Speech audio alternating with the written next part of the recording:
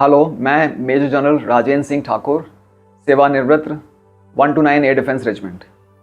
आज सेना दिवस है, आर्मी डे, और मैं आप सभी को बहुत सारी शुभकामनाएं देता हूं आज के दिन पर। आज मैं बात करूंगा हमारे ही रेजिमेंट के नायक धोंडीराम बंसोड़े, जिन्हें 1971 में वीर चक्र से सम्मानित किया गया।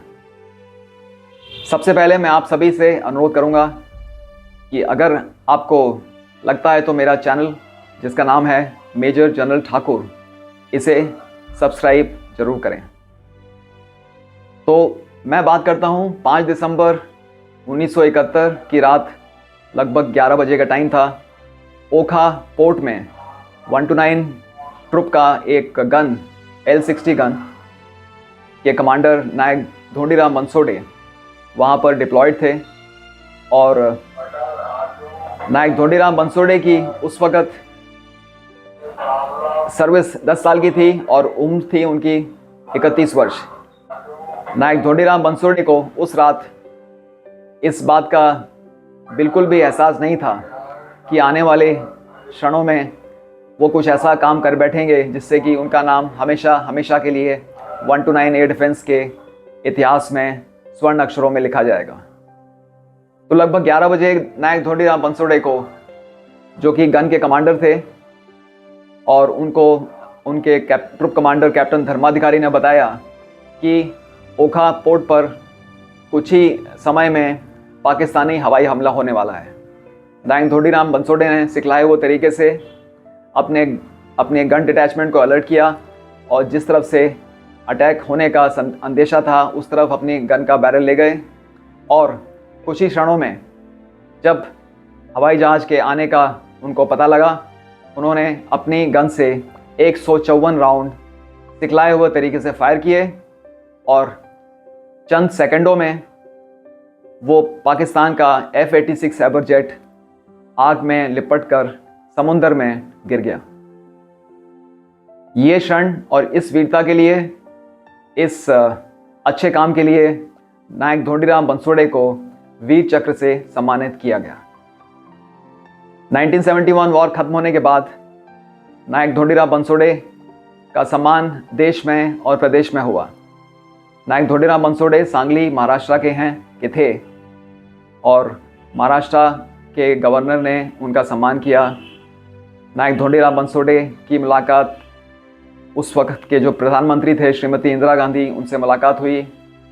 नायक धोंडीराम बंसोड़े को भारत के राष्ट्रपति वी गिरी ने आपको वीर चक्र से सम्मानित किया। नायक धोंडीराम बंसोड़े को इस वीरता के लिए तमाम अपने हायर हेडक्वार्टर्स से, बहुत सारे अधिकारियों से उनको प्रशंसा के खत भी मिले।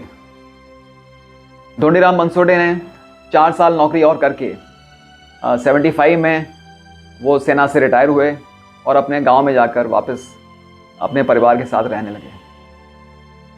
पिछले वर्ष नायक धोंडीराम बंसोड़े का 84 वर्ष की उम्र में देहांत हुआ। नायक धोंडीराम बंसोड़े से मेरी पहली मुलाकात 1997 में हुई। तब मैं रेजिमेंट में बैटरी कमांडर था और पठानकोट में नायक धोंडीराम बंसोड़े से मेरी मुलाकात हुई। और उसके बाद से हमारी रेजिमेंट ने जब भी मौका मिला, स्पेशली रेजिंग डे पर, तो धोंडीराम बंसोड़े को बुलाकर उसके साथ उनके साथ संपर्क बना रहा हमेशा। पिछले महीने 15 दिसंबर को हमारी रेजिमेंट के रेजिंग डे के दौरान मेरी मुलाकात धोंडीराम बंसोड़े के परिवार वालों से हुई। उनकी धर्मपत्नी, उनकी बेटी नीता कामले और उनके दामाद विजय कामले। तो चलिए हम देखते हैं आप तीनों ने धोंडीराम बंसोड़े के बारे में क्या बोला है। मी त्यांची पत्नी होती आणि आहे।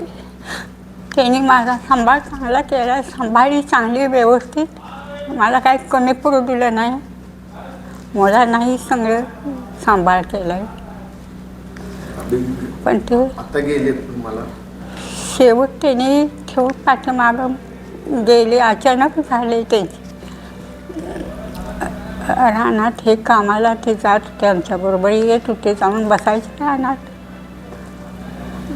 घराची सगळ्यांचे लक्ष देत होते। या मुलीला लक्ष, याच्यावर जास्त लक्ष होतं तिचं। पण त्यांनी मला सांभाळली चांगली, कारण माझ्या आईबापाची परिस्थिती गरीब होती. त्याच्यामुळं मला काही कमी पडू दिलं नाही त्यांनी. मला माहेरची आठवण दिली नाही, मला कुठं जाऊ दिले नाही. मला इकडं पाठीमागं मी लागली होती 1-2 वेळ, तरी पण म्हणलं तिकडे न्यायचं नसतंय म्हणली ती.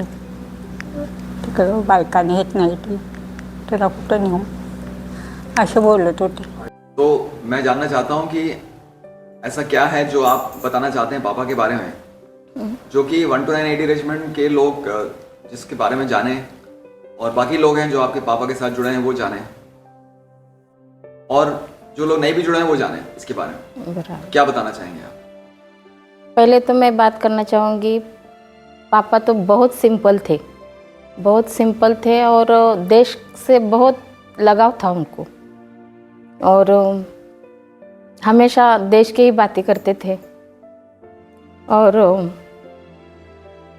अभी तो नहीं है, इसके लिए थोड़ा बुरा लगता है. और हम लोग तो प्राउड फील करते हैं कि उनके जैसे पापा हमको मिले. और उन्होंने जो काम किया था उसका बड़ापन कभी भी नहीं किया.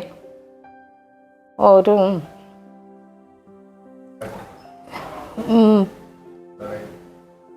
जब भी विमान गिराया था तो हम लोगों को पता नहीं था कि क्या है, क्या बात करते हैं, कैसे गिराते हैं, लेकिन वो बात करते तो बहुत अच्छा लगता था. मैं विजय बाबा सुकामले, धोंडीराम श्रीपति बनसोड़े, उनका मैं दामाद जी हूँ. उनके बारे में बोलना है तो मैं खाली एक ही बोलूँगा कि वो बहुत बड़े मन के इंसान थे, अच्छे इंसान थे. पाकिस्तान वॉर में उन्होंने जो विमान गिराया, वो जो कारनामा किया, उन्होंने कभी अपना दिखावा बड़ापन नहीं किया. वो गांव में हर एक आदमी के साथ उनका रिश्ता मन के साथ है. हमारे रिश्तेदारों में भी उन्होंने बहुत लगाव. उनका एक स्वभाव भी अच्छा था कि वो एक आदमी को एक बार मिलते थे तो वो आदमी ज़िंदगी भर उनको कभी भूलते नहीं. और देश के बारे में उन्होंने वो दोस्त के बारे में बोलते थे. हमारे साथ मिलिट्री में जो मैंने काम किया उसके बारे में जो गौरव किया उन्होंने, उसके बारे में बहुत अच्छे बोलते थे. और मेरे पास आते थे, 2-2 दिन 4-4 दिन रहते थे, खुश रहते थे आदमी. और अभी तक खेती में काम करते थे. मिलिट्री का सब हमें बताते थे, ऐसा गिराया विमान, ऐसा इधर गए दोस्तों के साथ, ऐसा रहते थे हम लोग. उस टाइम के आदमी अभी वैसे नहीं मिलेंगे. इस पीढ़ी में, पहली पीढ़ी और अभी की पीढ़ी में बहुत डिफरेंस है. और हमें लगता है हमारे घर में और ऐसे धोंडीराम श्रीपति बनसोड़े देश में पैदा हो जाए, क्योंकि उन्होंने जो कारनामा किया उसके लिए मैं नहीं बता रहा हूँ, लेकिन उनका जो काम है, उनका जो लगाव है, आदमी के साथ रिश्ता बनाना है, और मिलिट्री के साथ उनका जो रिश्ता था, लगाव था, वो बहुत मन से था. कभी भी बड़प्पन में ऐसा हो वैसा हो, अभी ऐसा कैसे किसी को उन्होंने बताया नहीं. नायक धोंडीराम बनसोड़े जो कि आज हमारे बीच में नहीं हैं, पर उन्होंने वक्त आने पर एक अच्छा नमूना दिया एक सिपाही होने का, और हमारी पूरी रेजिमेंट के लिए एक वो मिसाल बनकर चले गए. और एक इंस्पिरेशन है हमारी पूरी रेजिमेंट के लिए कि कैसे हम वक्त आने पर अपनी ड्यूटी इस तरह से निभाएं जिससे कि हमारी रेजिमेंट का नाम हमेशा के लिए ऊपर रहे. इतना कहकर मैं आप सभी से विदा लेता हूँ. धन्यवाद.